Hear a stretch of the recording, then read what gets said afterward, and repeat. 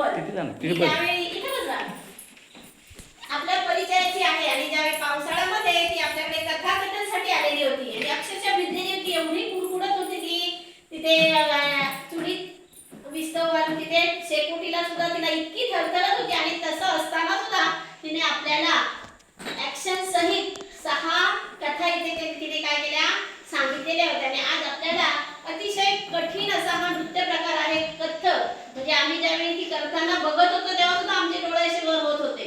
अशी सुंदर कला, अतिशय कठीण कला आहे, पण ती जसं ते तोंडाने सांगून त्या कृती करून दाखवत होते. तिथे कुठे इकडे तिकडे उजवा डावा म्हणताना आणि तुम्हाला सांगत होती की हे उजव्या बाजूला असं करा, हे कसं करा. त्याच्या हाताच्या ज्या काय म्हणतात त्याला मुद्रा मला आता काय गंध नाही, पण आज बघितलं तेव्हा कळलं की कथ्थक हा नृत्य प्रकार किती कठीण आहे आणि अतिशय छानपणे तिने ते म्हणजे तिच्या चेहऱ्यावरचे भाव, चेहरा हसतमुख तिचा चेहरा, तिचे उच्चार बघा, ओके हे असं करायचं आहे, तसं करायचं आहे, असं करून तिने काय केलंय आपल्याला हे अगदी न लाजता छानपैकी समजेल अशा भाषेमध्ये तुम्हाला शिकवलेलं आहे. आणि तिच्या या कलेसाठी मला तिचा खूप अभिमान वाटतो की एवढ्या लहान वयात इतक्या सुंदर प्रकारे ती हे नृत्य करू शकते.